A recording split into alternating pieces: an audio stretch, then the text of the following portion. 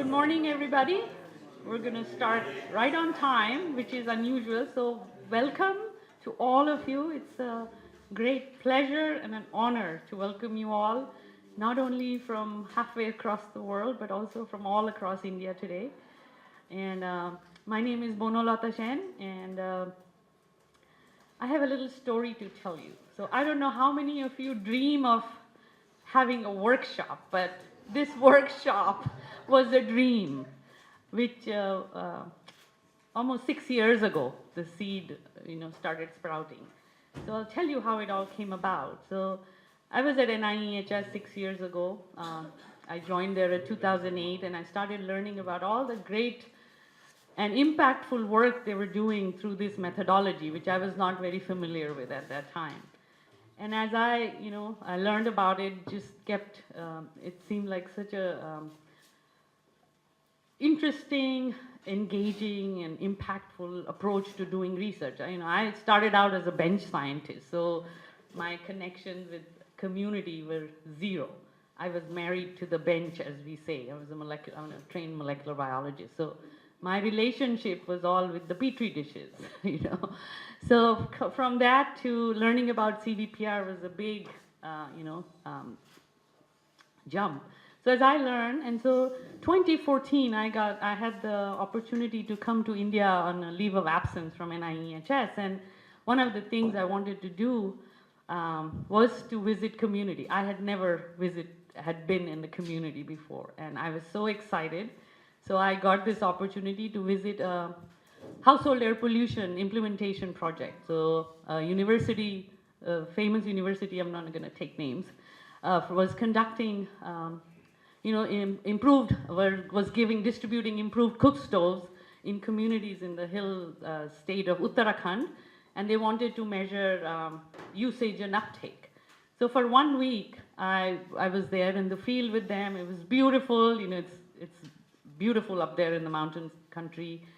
And but what I learned was very disturbing to me.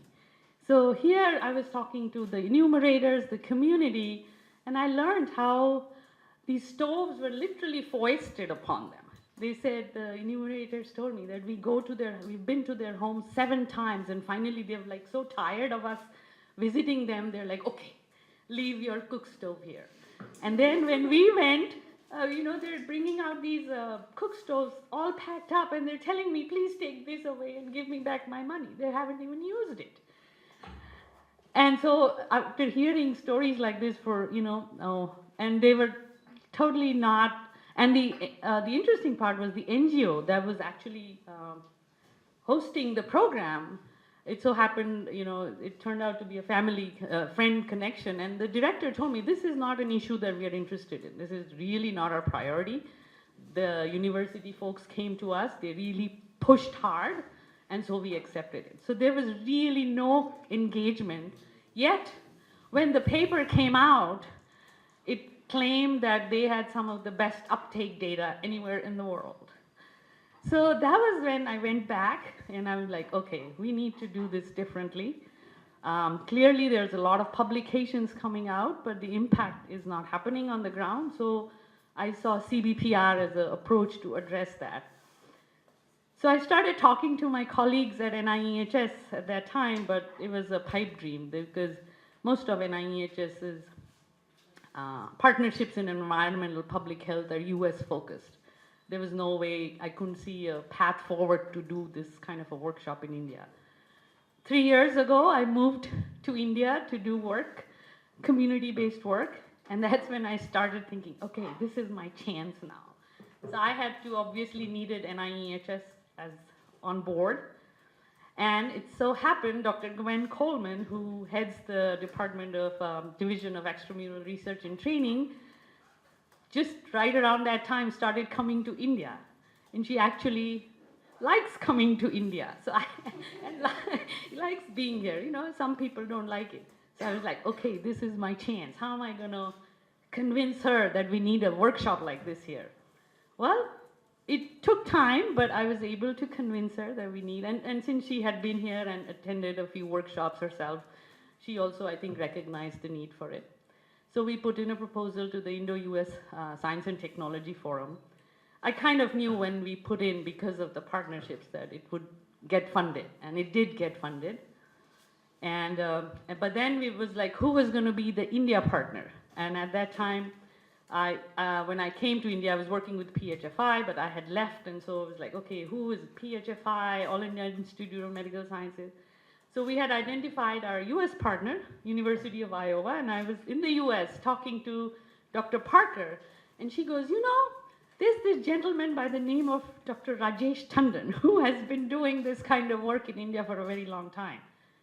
And so I Googled him up, and he was in Delhi, and I was like, how did I not know about this person? So I sent him an email from the US, a cold email, hoping that he would respond. You know how emails are, you never hear back. But he did. So February last year was the first time I came to Priya office. And then my task was to convince him. So I think well, obviously I succeeded.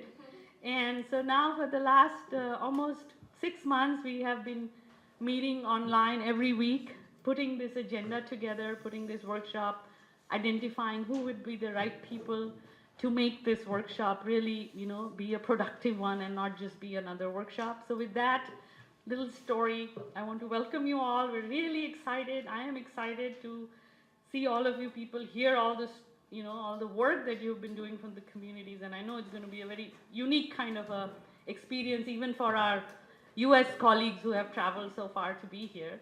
So with that, I think I'm going to hand it over to Dr. Tandon.